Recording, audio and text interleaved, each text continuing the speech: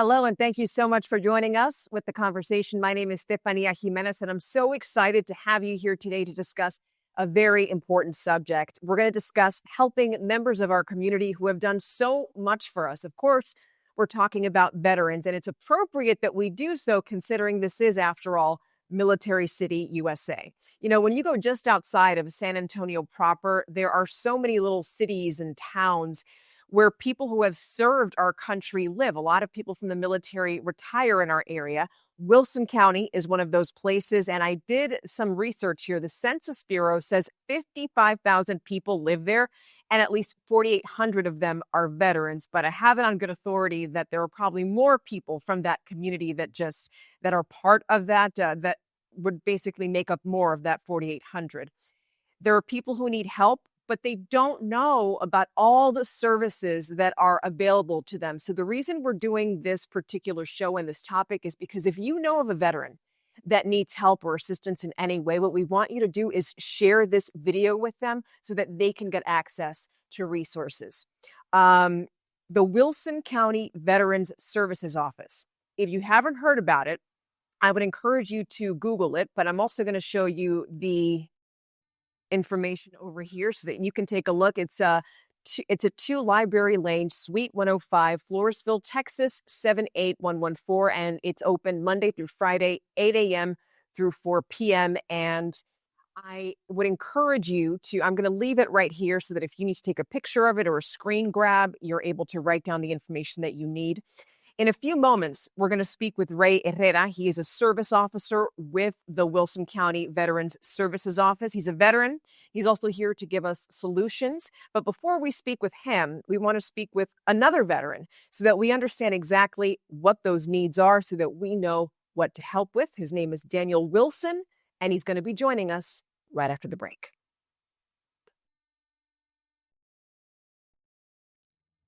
Welcome back to the conversation. I'm your host, Stephania Jimenez, and I'm joined here by Daniel Wilson, who is so gracious enough to come into our studio so that we can discuss veterans and their needs. Thank you for joining us. Thank you. So tell me a little bit about your background. You were saying that you were in the Army. Yeah, I was a Army, military police, paratrooper, drill sergeant, platoon sergeant for a little over 21 years, pretty much all over. And right now you were saying that you live in... I live in Lavernia, Wilson County. Within Wilson County. Yes, ma'am. And how long have you known about the Wilson County Veterans Services Office? I actually knew the veteran service officer before Ray. We just never could get together properly. But when Ray came in, I definitely made an attempt to seek him out. When you retired from the military, what were some of the things that you needed? And I think it's important for us to really listen to what you have to say, because a lot of us don't really understand. Civilians don't really understand what it's like to make that transition from military life into civilian life and needing services. So. Yeah, I came in at 18, like perfect health, and left at 39, 21 years later, and had chronic COPD. A lot of breathing issues. I've had my spine fractured, fused together, several surgeries. Just, Army can be pretty rough on you for a while, and you try to be all big and tough and puff up your chest, but you're definitely a little less than you were when you came in. And did you serve abroad? Oh yeah, I was deployed to Panama, Honduras. I did Desert Storm, Shield, Intrinsic Action. I was in Europe for 4 years. The burn pits from Desert Storm was a significant thing that I didn't even know about until right as I was retiring. Right. That's something that, because a lot of people can't necessarily make that connection, but obviously you're breathing in toxic material and it's going to make you sick. Absolutely. So how did that affect you? You're talking about COPD? I used to get bronchitis like every 3 months. Just breathing, you go from running 4 to 6 miles every day. And then when you retire, you kind of slow down a little bit, and just breathing becomes a chore. And how old are you now? I'm 58. You're 58. Okay. And How long have you been working with the Wilson County Veteran Services Office? I've been in Livernia right at 4 years. Mhm. Like I said, I've known the VSO before Ray, but Ray and I have known each other for about a year now. What do you think other people, civilians, don't really understand about that transition from military life to then being a civilian? I think it's a huge program. It's something that you are entitled to, and a lot of people maybe don't think they deserve it, or um, they just don't want to go there. They don't want um, that feeling that, oh, I'm disabled, but I should be getting all this extra veterans benefits. Um, Did you feel that way? I did. I was a very low rating when I first retired, um, and it it's there for you. It's things that you earn. It's things through your service that um, the whole system was set up to do better by veterans. So you need to take advantage, or not advantage of it, but you need to apply for it and find somebody like Ray that knows the system, that knows all the programs. He's helped me get my app on my phone. He does it every day, so he knows what he's doing. What are some of the challenges? Because you were talking about applying to some of these different benefits. And I understand that sometimes it's discouraging when you are trying to get certain services and when you already feel weird about asking for help. And then when you're in that process trying to get said help, and you might think, website's not working, or the benefits didn't go through, or I didn't answer a question. I'm sure that all of those things can be really frustrating. Very much. I think a lot of the websites actually, in my opinion, try to make it more difficult to get onto. But um, and if you're not, I'm not social media savvy. I don't do anything social media, so just kind of out there flapping like a T-Rex. So Mhm. uh, when if it hadn't been for Wilson County and Ray's position, I would still be at a much less percentage than I am now. And when you say percentage, what do you mean by that? It's the rating that you're given depending on all of your different ailments and medical conditions. Right. And you went over some of your ailments just a moment ago. Um, how can you compare your life before you went to the Wilson County Veteran Services Office compared to now? Oh, it's a big load off your back, and um, being I'm 100% disabled veteran now. Plus, if I hadn't done it for myself, my wife now qualifies for education benefits, and my daughter can, well, all my kids can get definite education benefits that we didn't even know about before. Was it difficult for you to reach out to the Wilson County Veterans Services Office Once first? once I knew, Ray was military also, and a really good guy, it was a lot easier. By the way, we keep mentioning this Ray person, Ray Herrera. He's going to be on with us a little bit after the break. He's the officer who runs the Wilson County Veterans Services Office. So that's who you keep referencing. I just want to make sure that our viewers know who that person is. But tell me more about how your life has changed since you have access now to all of these programs. Um, just a better understanding of the how big the program is. Um, there's a lot of different things that you can access. Mhm. Um, you just need to first apply for it, and then later on go back in and fight for your rights and the things that you've done over your service. Um, Once you've completed, your first um, assignment or whatever, you deserve everything that any veteran can get, whether you're retired or just your initial service or whatever. And we're less than 3% of the population that have stood up and said, all right, up to and including my life, I'll do whatever I need to do. So Is it we're doing this because we want people to not be ashamed to get help. Do you see that with some of your friends who also were in the service, that it's just so difficult to raise your hand and say, I need help, or this is really difficult for me to figure out? There are a lot of them. Some people really know how to go through the system, and some don't. And even guys that have been in a lot longer or were in way before me, Vietnam guys, and they don't know the system, and they don't understand that the benefits that are out there. And when we talk about challenges, is it not just physical health challenges, but also mental challenges? Is it also the difficulty sort of transitioning into civilian life? Could you explain to people the kinds of challenges that people encounter when they leave the military? There's a big mental strain, especially if you retire. I did it, 21 years, and a lot of people do it a lot longer than that. So that's the only thing I knew. I was a soldier longer than I was ever a civilian. That first 6 months after retirement was kind of an eye opener, and I can imagine how people with PTSD or other mental issues could really be challenged.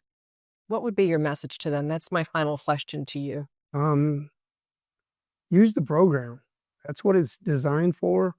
And if you're not going to do it for yourself, do it for your spouse or your children. Daniel Wilson, thank you so much for sharing your experience with us, and thank you for your service, sir. We really appreciate having you on, but I want you to stay right there and don't leave us just yet.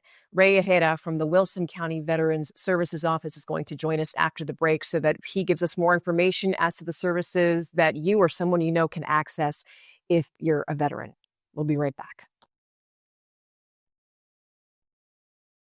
Thank you for sticking around. You're now watching part 3 of the conversation, and we're here to discuss the Wilson County Veterans Services Office, one of the many offices in our area that offer help to veterans. But this is specific to Wilson County, in a rural area where a lot of veterans, 4,800 of them at least, you're not convinced of that number, reside right now with their families. But there are a lot of services that they are entitled to and that, frankly, they need, that they're not aware of. And that's why Ray Herrera is joining us now to talk more about that.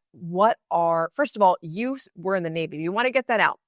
We want to get out that you did enlist. You were in the military for one term. Yes, I was. I was 17 years old when I enlisted, straight out of high school. Graduated 2 weeks later. I was in the military at boot camp. I like to say I grew up. I became a man. I went from a youngin to a man in the military. Mm-hmm. It's still something that's with me today. And the reason I wanted to bring that out is because for a lot of veterans, they feel more comfortable speaking with somebody who is a fellow veteran. You understand the language. Yes, most definitely. I think even if it's different branches, you kind of have an understanding that everybody goes through some things in the military, and you can relate in some fashion, whether it be, different service or people who fly planes on ships. You have something to relate to, and that's always key to help providing services. Okay, and you guys also do fun things because, for example, this past weekend, you partnered up with the Floresville Peanut Festival, and you had an event where all the different military branches competed against each other to see who makes the best barbecue. But it was really more of an awareness thing that you partnered up with the Floresville Peanut Festival to let people know, hey, we're here and we're here to help veterans. Some of these are just adorable, and I just want to show you some pictures. So of people just preparing for that for the event, and there we have your setup there with the Wilson County Veterans Services Office. And I also wanted to show that because you invited other people from the healthcare industry to go in and talk to veterans about the services that are available to them. And outside, there was also the Coffee, Cards, and Veterans. That's one group that's also for veterans. And I mean, it was a barbecue competition. So obviously, I got pictures of that. And then there's that little fella. But As we continue our conversation, I wanted to direct you again to the Wilson County Veterans Services Office at 2 Library Lane, Suite 105, Floresville, Texas 78114. Do you know the telephone number by heart, right? Yes, I do. It's 830-393-7376. We also have an email at vso@wilsoncountytx.gov. Okay, took you a sec. That's fine. But when we put this, we put this on our website, we're also going to put all of that information so that people can easily access that. So, what do you think are the biggest needs that veterans have when they go into your office? Well, my office takes care of a lot of different things. I think the bulk of my work is going to be VA disability compensation. Mhm. A lot of veterans need that assistance. They don't understand the process. It could be very intricate. Sometimes it might feel like a lot of red tape, and we're more like their personal advocate through the process, walking them through it. I like to say educating them on the process and how to understand it is key to getting positive outcomes. Is the process difficult? Just as it just seems like there are a lot of hoops that you have to jump through, and I'm bringing that up because that's discouraging to people who are looking for services. I think it can be, even for younger veterans that are coming out that might be more tech savvy. It's still something that they need assistance with. And I think with the age gap with my older veterans that are Vietnam veterans, we still have some Korean World War II veterans, they have no clue as to how to navigate it. So just being able to assist all eras, all branches to navigate that is very important.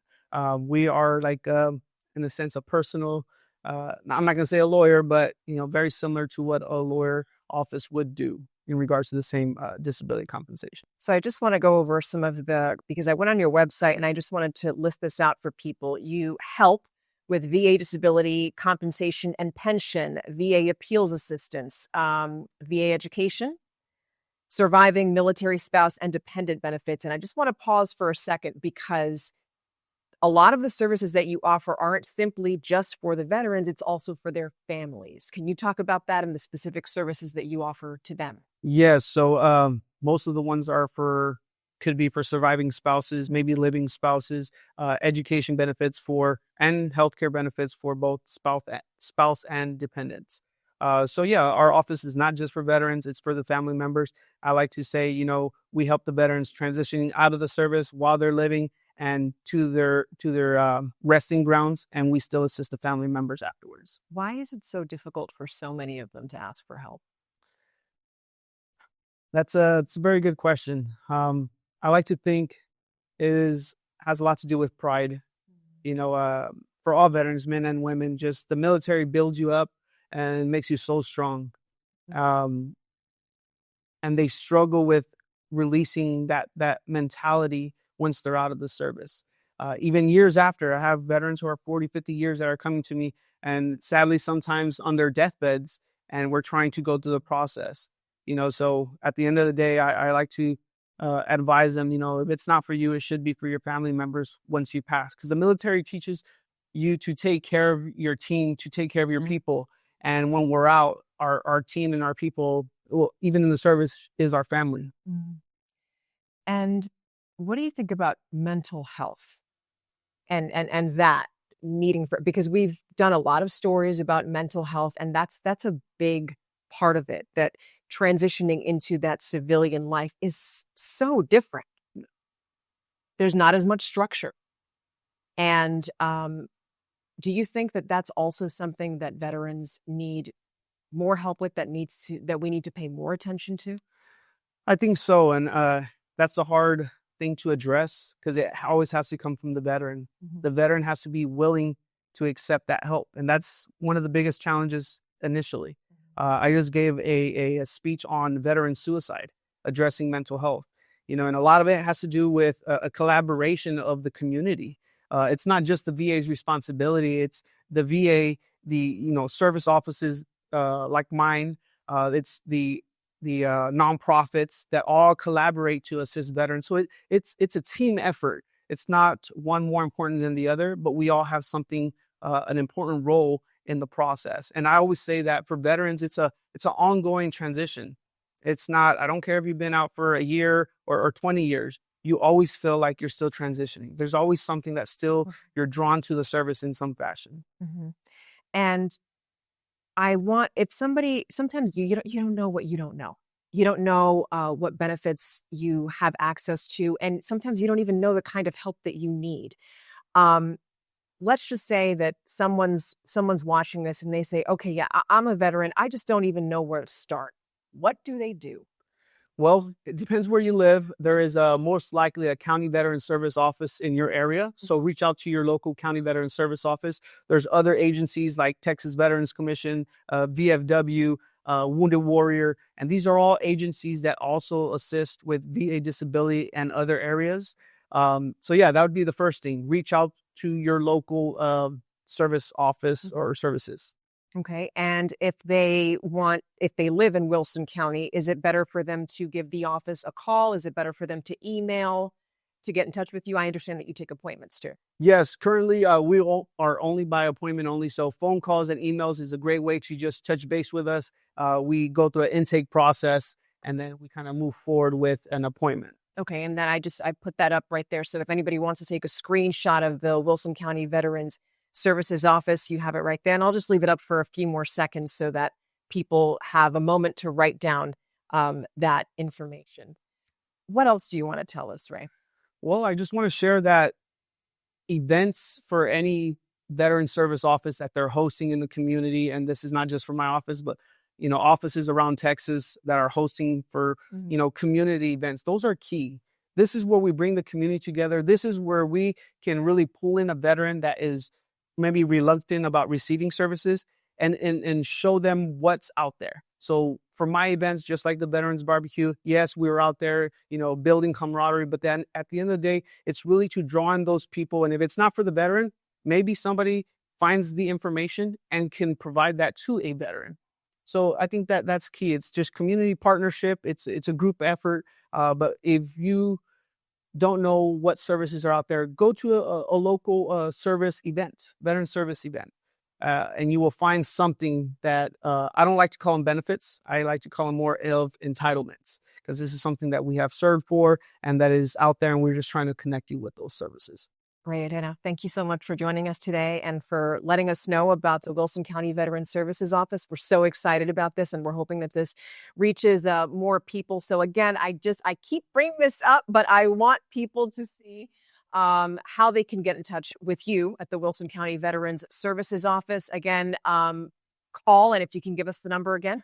Yes, phone number is 830-393-7376. And if I can share one last thing. Sure. We do have two upcoming events, and that's going to be in Wilson County. We have one in Lavernia and one in Floresville. It's going to be a Memorial Day event. It's going to be on the 26th, one at the American Legion in Floresville and the other one at the Braham Lodge in Lavernia. So please come on out. We're having some good things, good community engagement, and best way to connect. All right. Thank you, Ray. Thank you so much for being here. And thank you so much for joining us for the conversation. And if you have any questions, anything that you want to know, we're going to have all this information for you at the bottom of our website here so that you can access different services. We understand that not everybody lives in Wilson County, but the point is just having a conversation so that our veterans who did so much for us know how to access help, because there's nothing wrong with asking for help.